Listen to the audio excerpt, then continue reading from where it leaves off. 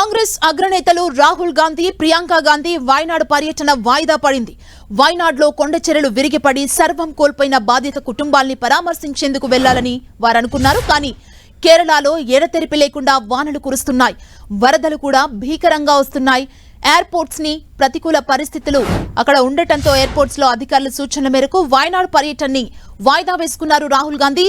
వీలైనంత త్వరగా సందర్శిస్తామని వాయనాడు ప్రజలకు రాహుల్ గాంధీ హామీ ఇచ్చారు.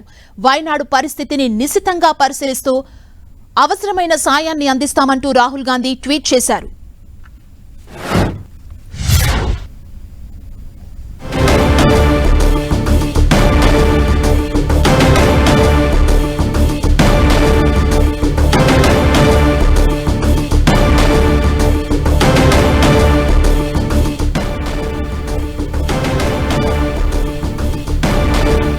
ఇక వాయనాడులో సహాయక చర్యలు కొనసాగుతున్నాయి. ఒక గ్రామంలో ఉన్న 600 మంది ఆచూకైతే ఇప్పటి వరకు లభించలేదు. అక్కడ సెల్ ఫోన్ సిగ్నల్ కూడా లేనట్టుగా తెలుస్తోంది. సహాయక చర్యలకు సంబంధించి మరింత సమాచారాన్ని తెలుసుకుందాం. మా ప్రతినిధి గోపి మనకు అందిస్తారు. గోపి, సహాయక చర్యలు ఎలా కొనసాగుతున్నాయి? మరోవైపు రాహుల్ గాంధీ ఈ రోజు అక్కడ విజిట్ చేస్తారు అని సమాచారం ఉంది. వాయిదా పడ్డట్టుగా కూడా తెలుస్తుంది. అప్డేట్ ఏంటి అసలు? వయనాడు ప్రకృతి ప్రకోపానికి అతలాకుతలమైంది. ప్రస్తుతం వయనాడులో కొండ చర్యలు విరిగిపడిన ఘటనలో మృతుల సంఖ్య 156కు చేరుకుంది. మరో 191 మంది ఆసుపత్రుల్లో చికిత్స పొందుతున్నారు. వందలాది మంది ఆచూకీ ఇంకా తెలియరాని పరిస్థితి. స్థానికంగా ఉండే 100 మంది, అలాగే వలస కార్మికులు అక్కడ ఉన్న తేయాకు అలాగే ఇలాచి తోటల్లో పనిచేయడానికి వెళ్ళిన అస్సాం, పశ్చిమ బెంగాల్కు సంబంధించిన సుమారు 600 మంది కార్మికుల ఆచూకీ జాడ అనేది ఇంకా తెలియరాలేదు. పూర్తిగా కొన్ని ప్రాంతాల్లో కనెక్టివిటీ, అలాగే రోడ్ కనెక్టివిటీ, కమ్యూనికేషన్ వ్యవస్థలు ఇంకా ఏర్పడకపోవడంతో ఇంకా పూర్తి స్థాయిలో ఎంత నష్టం జరిగిందన్న ఒక అంచనాకి ప్రభుత్వం రాలేకపోతున్న పరిస్థితి. కేంద్ర ప్రభుత్వం, రాష్ట్ర ప్రభుత్వం సమన్వయంతో సహాయక కార్యక్రమాలని, అలాగే అక్కడ చిక్కుకున్న బాధితుల్ని సురక్షిత ప్రాంతాలకు తరలించేందుకు అన్ని రకాల ఏర్పాట్లు చేస్తున్నారు.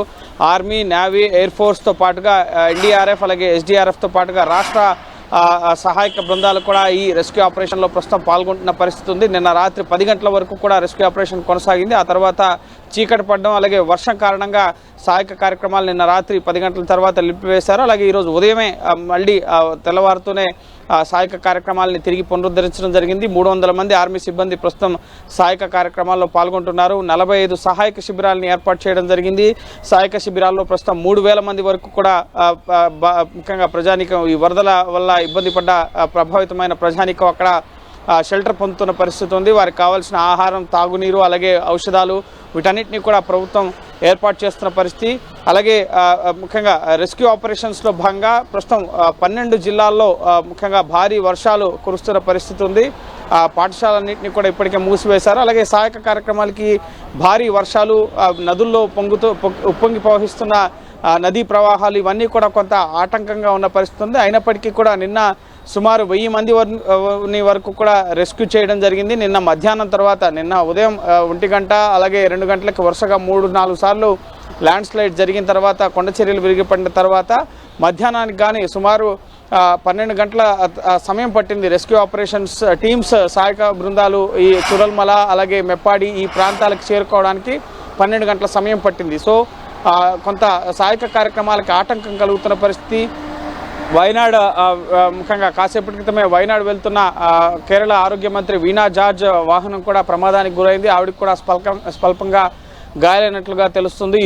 ఈరోజు రేపు కేరళలో సంతాప దినాన్ని ప్రకటించడం జరిగింది ప్రభుత్వం. అలాగే ముఖ్యంగా వివిధ రాష్ట్రాల నుంచి, ప్రజానీకం నుంచి కూడా ఆర్థిక సాయాన్ని కేరళ ప్రభుత్వం అందిస్తున్న పరిస్థితి ఉంది. కేరళ ముఖ్యమంత్రి అన్ని రకాల చర్యలు కూడా తీసుకున్నా ప్రజలెవరూ ఆందోళన చెందవద్దు, అలాగే కొండ ప్రాంతాల్లో నివసించేవారు, వరదలు వర్షాలు ఎక్కువగా పడుతున్న వారు సేఫెస్ట్ జోన్కి, సహాయక శిబిరాలకు వెళ్లాలని చెప్పి కూడా ముఖ్యమంత్రి పిలుపునివ్వడం జరిగింది. ప్రస్తుతం ముమ్మరంగా అయితే ఆర్మీ, నేవీ, ఎన్డీఆర్ఎఫ్కి సంబంధించిన బృందాల సహాయక కార్యక్రమాలు అయితే కొనసాగుతున్నాయి. అలాగే గంటకు మృతుల సంఖ్య కూడా పెరుగుతోంది. గోపి, ఓ గ్రామానికి చెందిన 600 మంది ఆచూకీ లభించట్లేదు. అక్కడ కూడా భారీగా వరదలు వచ్చాయి. అక్కడ సెల్ ఫోన్ సిగ్నల్ కూడా లేదని చెప్తున్నారు. దానికి సంబంధించి ఏదన్నా లేటెస్ట్ అప్డేట్ ఉందా? ఏం చెబుతున్నారు ఆ గ్రామానికి సంబంధించి?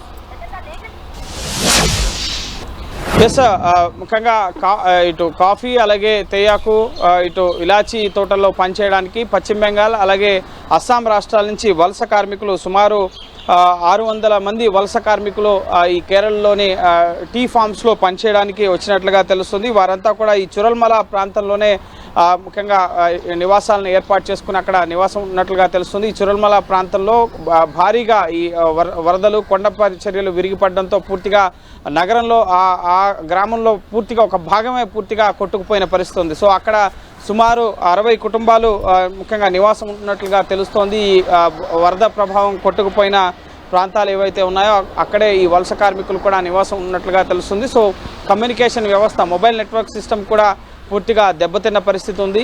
సో ఈ నేపథ్యంలోనే వారి కమ్యూనికేషన్ తెలియరావడం లేదు అని చెప్పి ముఖ్యంగా అక్కడ ఏదైతే కంపెనీలో పనిచేస్తున్నారో మండకై ప్రాంతంలో, అలాగే ఈ తేయాకు కాఫీ యాలకుల తోటల్లో పశ్చిమ బెంగాల్ ఈ అస్సాం నుంచి వచ్చే కార్మికులు పనిచేస్తున్నారు. హారిసన్ మలయాళీ ప్లాంటేషన్ లిమిటెడ్ ఈ కంపెనీలో వీరంతా కూడా పనిచేస్తున్నారు. సో తమ కార్మికులతో ఇప్పటి వరకు మాట్లాడలేకపోయామని చెప్పి ఆ కంపెనీ మేనేజర్ బెనిల్ జోన్స్ తెలియపరచడం జరిగింది. సో మొబైల్ కమ్యూనికేషన్ కట్ అయిపోవడం, అలాగే చాలామంది వరదల్లో కొట్టుకుపోవడంతో ప్రధానంగా ఇప్పటి వరకు వలస కార్మికులకు సంబంధించిన ఆచూకీ అనేది ఇంకా తెలియరాని పరిస్థితి ఉంది. వారందరి కోసం కూడా గాలింపు చర్యలు అనేవి ముమ్మరంగా కొనసాగుతున్నాయి. సో ప్రస్తుతం అయితే ఇటు ఈ ముఖ్యంగా వరద ప్రవాహం అలాగే కొండ చర్యలు విరిగిపడిన ఘటనలో ఇంకా మృతుల సంఖ్య పెరిగే అవకాశం ఉంది. 156 మంది ఇప్పటి వరకు చనిపోయారు. 100 మంది ఆచూకీ ఇంకా గల్లంతైన పరిస్థితి. ఈ మట్టి దిబ్బలు అలాగే చెట్ల ముఖ్యంగా దుంగల మధ్య వాటన్నిటిని తొలగించాలన్నా కూడా సహాయక కార్యక్రమాలని ఇటు ఇంకా ముమ్మరంగా కొనసాగిస్తే తప్పించి ప్రస్తుతం మళ్ళీ తిరిగి కోలుకోలేని పరిస్థితి ముఖ్యంగా అక్కడ నెలకొని ఉంది.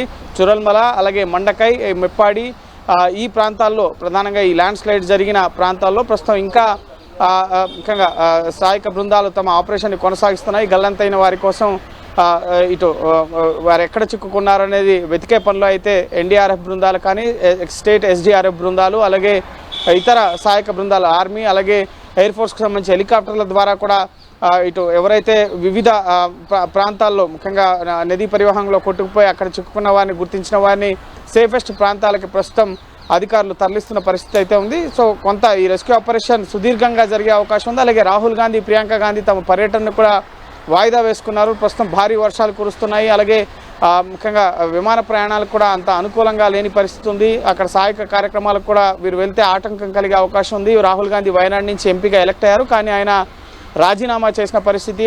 నెక్స్ట్ రాయ్బరేలీని ఆయన చూస్ చేసుకోవడంతో ఆ స్థానాన్ని, వయనాడ్ స్థానంలో ప్రియాంక గాంధీ వాద్రా నెక్స్ట్ పోటీ చేయబోతున్నారు. కాబట్టి ఇద్దరు కూడా ముఖ్యంగా వయనాడ్ వెళ్ళి అక్కడ బాధిత కుటుంబాలను పరామర్శించాలని చెప్పి ఈరోజు భావించారు. కానీ ప్రస్తుతం అయితే ఆ పర్యటనని వాయిదా వేసుకుని ఇక్కడి నుంచే మేము పరిస్థితిని మానిటర్ చేస్తాం, మీకు కావాల్సిన సహాయాన్ని అందేలా మేము చూస్తామని చెప్పి ఒక హామీని అయితే రాహుల్ గాంధీ ఇవ్వడం జరిగింది. అలాగే ప్రధాని కార్యాలయం కూడా ఎప్పటికప్పుడు పరిస్థితిని సమీక్షిస్తుంది. ఇప్పటికే ప్రధాని, హోంమంత్రి, రక్షణ మంత్రి వీరంతా కూడా కేరళ సీఎంతో మాట్లాడడం జరిగింది. అలాగే కేరళ సీఎంకి ముఖ్యంగా ప్రజా సంఘాలు, అలాగే బ్యాంకులు, అలాగే పక్క రాష్ట్రాలు ఇటు అస్సాం కానీ, అలాగే సిక్కిం కానీ, అలాగే మరికొన్ని రాష్ట్రాలు తమిళనాడు ఇటువంటి రాష్ట్రాలు ముఖ్యమంత్రి సహాయ నిధికి డొనేషన్స్ కూడా ఇస్తున్న పరిస్థితి ఉంది. ఎందుకంటే వెనువెంటనే సహాయక కార్యక్రమాలని ముమ్మరం చేయాలన్నా కావాల్సిన ముఖ్యంగా సదుపాయాలు, ప్రజలకి నిత్యావసరాలు కానీ వారికి కావాల్సిన అవసరాలు పూర్తిగా 400 ఫ్యామిలీస్కి పైన ఎఫెక్ట్ అయిన పరిస్థితి.